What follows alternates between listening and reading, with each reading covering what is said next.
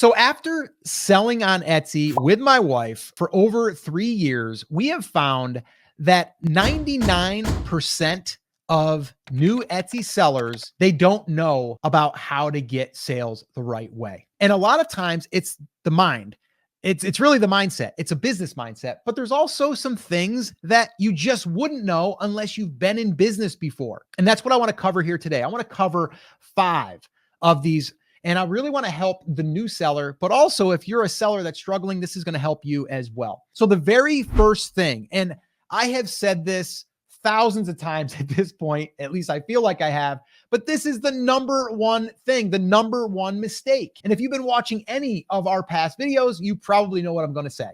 Product demand. If you don't have good product demand, you might as well just stop right now and don't even waste your time. I see so many Etsy sellers, mainly new sellers, just following some Etsy guru's advice and slapping up a product that they recommended. And from there, they're wondering why. Well, number one, it might be in demand, but it's probably oversaturated now because once that one person does it and they see it selling, everyone else is going to do it. I'm not saying you can't compete there, but this is where you want to find your own products that are going to serve your own niche. And product demand is a big problem, and it's one that I want to help people with. If you're watching this video right now and you want help with that, I have a free training. If you want access to that, just in the comments, just put products, and I will give you a 90-minute training where I'm walking you through exactly how to find these in-demand products. So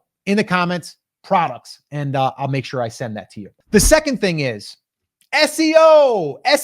Everyone wants SEO. That's the answer. That's the secret sauce. We're going to go ahead and we're just going to SEO our way there. We're going to create a new listing, which a new listing is going to get a little extra love in the beginning, which yes, I do believe Etsy is going to give you a little bit of love in the beginning because it's a new listing. Yes. But here's the most important piece: sales. You need sales.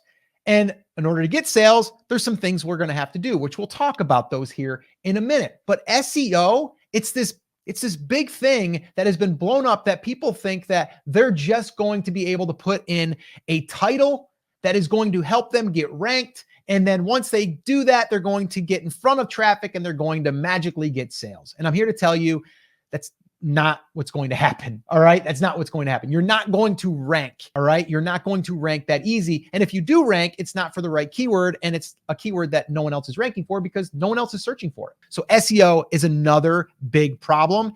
And it's really not a problem that people aren't doing it. It's more of a problem of people think that's the answer to getting traffic and sales. And it's not. The third one is not spending money to build their business.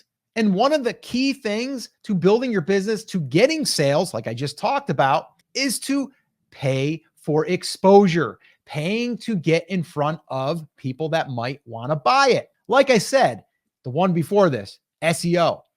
If we want to rank, if we want to use search engine optimization, if we want to rank, we got to get sales. Okay. And in order to get sales, we got to get exposure. How do we get exposure without being able to rank automatically? We got to pay for it. And this is where people are like, well, I'm going to run Etsy ads when I start making some money. You got that reverse. We got to spend a little money to get exposure, to get ourselves so we can get some traffic organically, and then we can start to get some sales, right? And then it's going to be this flywheel effect. The mindset is always, I'm going to wait. I'm going to put as little into this thing as possible until it starts making money, and then I'll reinvest that money. We have to treat this like a business. If you started a brick and mortar business, you would probably be spending money to get advertising, to get people to notice you. And that's just the way it is. All right. So that's the third one. You have to be willing to spend a little bit of money up front. I don't mean a lot. $5 a day on a campaign, like $5 a day. Like that's a latte. Okay. So that's the third one. The fourth one is just understanding marketing. Basic marketing. Here's what I mean. Right now, people think that they're going to find that one product, and that one product is going to sell $15,000 a month or $11,000 a month. You pick the number. You've probably seen the thumbnail on YouTube of a coffee mug or a candle or a t-shirt, and it says 11,000 or 15,000 or 20,000. Okay. And the deal is like, yeah, they probably have sold that much. Their margins are probably really, really low, but that's a home run that someone else hit. That doesn't mean that you're going to hit that home run. What we need to do is we need to start thinking like a business, and a business thinks like this. If I create products that are being searched for, that's number one. That's what I want to do, right? Because then we're getting the traffic. But now, what can I do to leverage that traffic? That's the key word there. Leverage the traffic. How do I do that? Marketing. And marketing works like this. If I get someone to come in and I have other products that are related to that other product that they could buy, now we increase the value of the cart. Okay. Now we have our cart value go up. Now we're not thinking just like one product. We're thinking maybe two, maybe three. Instead of selling that $20 t-shirt, now we just increased our cart value to $75 or $100. You see how that is? That's marketing. We're thinking, how do we get a customer to buy more? Another thing is repeat customers. We want to have a repeat customers. A lot of companies, a lot of e-commerce companies, they will sacrifice that first sale and make no money, maybe even lose money, and then they'll make it up on the back end. That's all part of marketing. Another piece is email marketing. A lot of people don't use this. They don't understand it, but they don't use it. They don't want to understand it because they're like, that's not for me. I'm just going to go on Etsy and I'm going to find one product and I'm going to hit that home run. Not going to work. Okay. Especially now that there are a lot more competitors, there's a lot more competition. Now we have to learn marketing. Okay. So that right there, just understanding that and going into this business with that mindset is going to make you way, way ahead of all of the other people that are just coming in because they don't understand what I'm sharing with you right now. And the fifth thing is, well, and it kind of goes with everything I just said, but really the last one, long-term vision. Okay. Not playing the short game.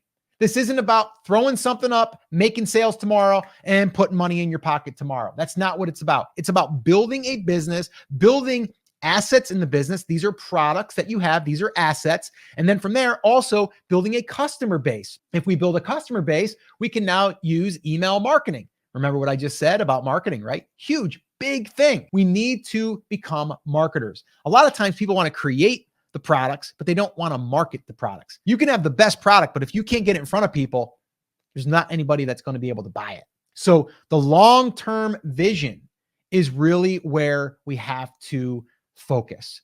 And I don't mean it's got to be 5 years from now. It could be a year from now. It could be 6 months from now, but you have to have these blocks where you work maybe 90 days and you're like, okay, for these 90 days, I'm going to be working on products that are in demand, and I'm going to be working on getting all of my marketing dialed in. And then you reevaluate, and then you see from there, what else do I have to work on? What do I have to build on? And you start stacking these blocks, and then your business becomes a real e-commerce business. And I think that's the big takeaway that I want people that are just starting, or even people that started not knowing this and wondering why they're struggling, because you're not thinking like a real business, a e-commerce business. So start thinking like an e-commerce business, and I promise you, you will probably do a lot better.